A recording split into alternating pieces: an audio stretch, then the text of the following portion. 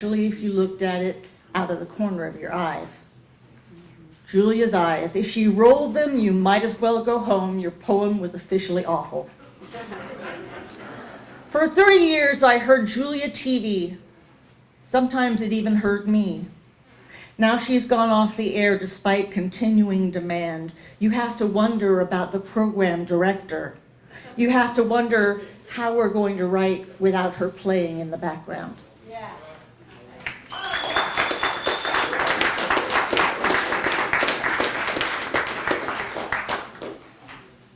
All right, and so everybody should be limiting themselves to 3 minutes maximum. And that was Deborah. Thank you, Deborah. This is Malcolm. I've known Malcolm for a very long time. He was the publisher of Heyday Books, and he's kind of the way Julia was, Lady Berkeley. This is Mr. Berkeley. So, hi, Malcolm.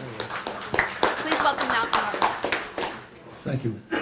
What I loved about Julia was that she remained deinstitutionalized, and many of us got into this world, into the 60s, because we wanted to be free, we wanted to be independent, we wanted to be artists, and many of us got into institutions. She never did. She was a unique person, and she sold her own books, she wrote her own books, and she had a thoroughly unique identity. And that unique identity of hers, it was before branding, but she did, and you look at her, she was always the same. What she wore, the way she carried herself,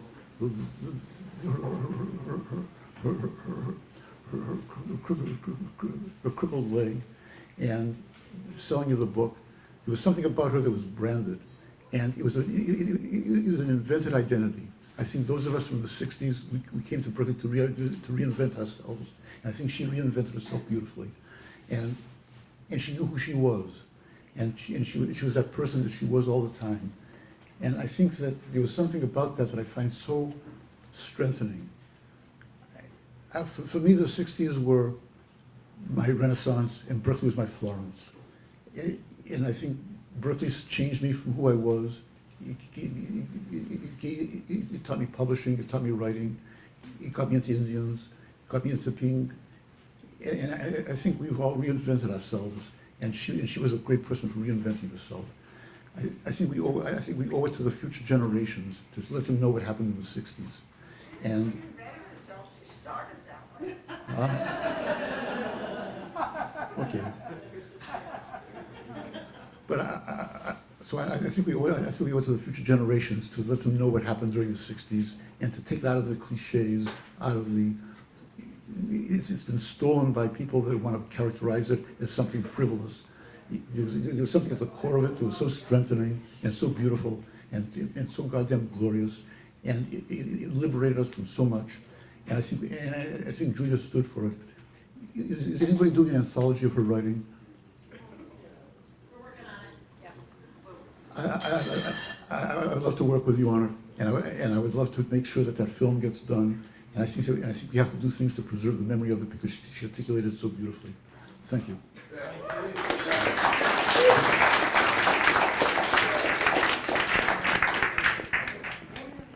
Deborah, if Julia was one thing, she was very authentic. Yes, I'm sure. Yes, it really came across that she was solidly 100% Julia Vinograd from day one. So, yeah, no doubts about that. Abe Becker is next, and Lisa's on deck.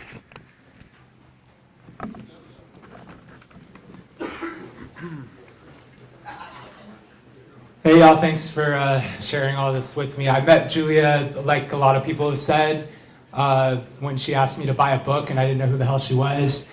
And I was so glad I did.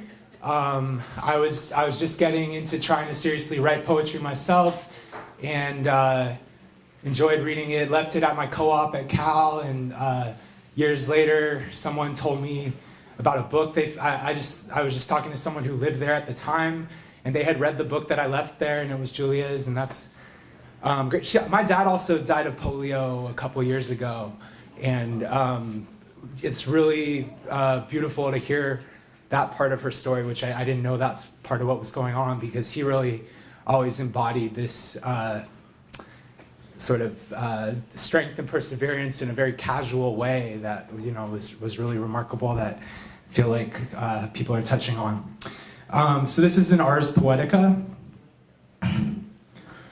My body hurts, my lonely hurts, my memory makes me cry me worst. My father, my future, I'm his future and don't believe in mine. Give me awards, give me ex-lovers who thought my hopelessness hot on paper but not in the bed with us. Worthless, decaying carcass, impersonating feelings, waking, getting up in the morning as if these weren't reasons enough to kill myself, but stories to tell stories to release, to hold on until my idea, my problems blossoms like flowers from trapped birds in my palms, poems like magic tricks. Now you see me hate myself, now you see my depression, a smashed top hat hatching rabbits. One time I did a poem and got my best friend out of it, and once my dad found one about him on the internet and knew I loved him, really knew. I'll always have that. Thanks.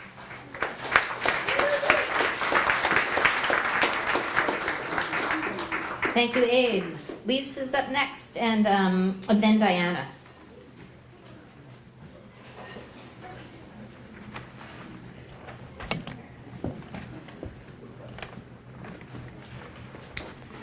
Hello, I'm Lisa Yount.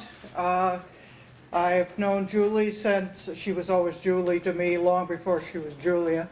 I've known her since I was in 6th grade and she was in 7th, so I think I've probably known her longer than anybody living except Debbie.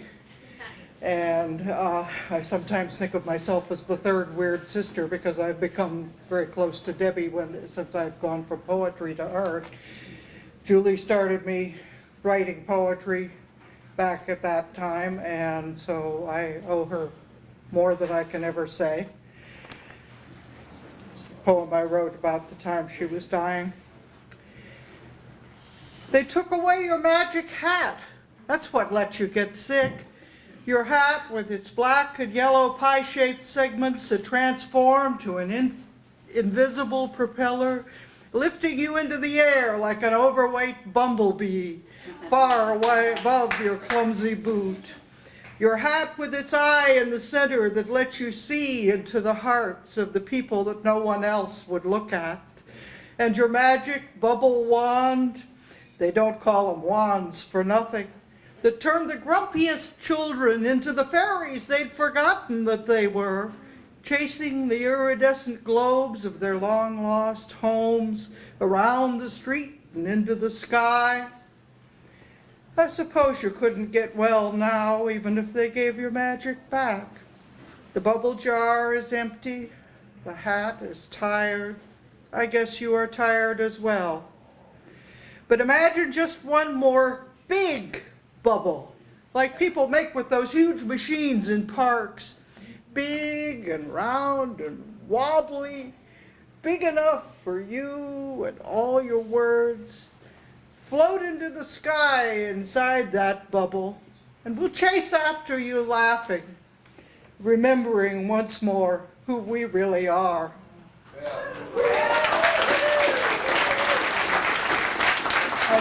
And just one more tiny one that I wrote. It's not even really quite a poem. The steak, the duck, and the turkey are lonely, missing your voracious glee.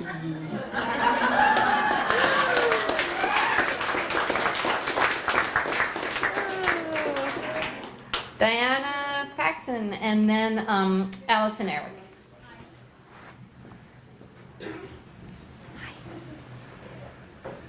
So back in the mists of antiquity, known as the 80s, I wrote a book called Versingeman, which featured the poets of the Blue Door, which was a mythical coffee house that I wish still existed.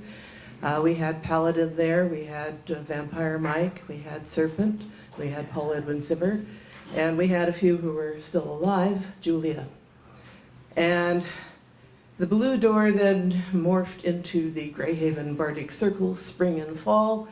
Every fall, there was Julia with a new book. And she even came to the spring one when she didn't have a new book. We had a variety, and still do, of poetry from traditional SCA medieval, science fiction, fanish, cutting edge, Berkeley poet, and San Francisco poetry scene, all existing in an interesting kind of mix. And Julia was sort of our superstar, and we were very grateful to her for being with us. And we will miss her terribly, especially what are we going to buy every fall? The next one will be April 6th. You can find out more about it on Facebook at the Greyhaven Facebook group, GREYHAVEN. And I hope that some of you, A, many of the regulars who I see in front of me, and B, many of you who I have never seen at Greyhaven will come and join us. Do I have time for a song, a brief song? Yes. Thank you. 1.5 minutes.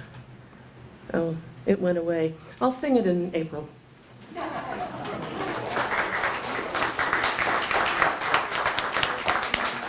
Okay, so there are 14 more people signed up on the list, and we have about 14 minutes. So people either read really quickly or limit yourself to 1 minute. So next up is Diana. That was Diana. This is next up is Allison, and then we have Lucy Day, and then Garth.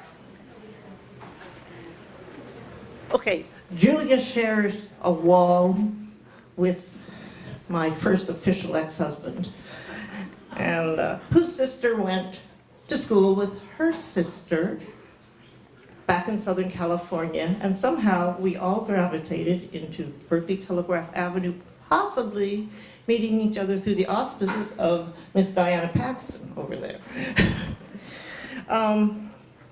In keeping with not saying nice things, the first thing that came to mind was a memory I shared with the Irish piper Sean Folsom, who performed at my wedding, at which people had made grand artistic feast pieces, I am told.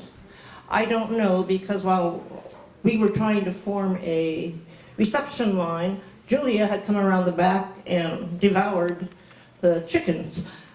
It was also possibly the only time in public she was ever seen without her hat, when one of the chicken maker's daughters snatched it off her head while we were performing. That was truly an honor.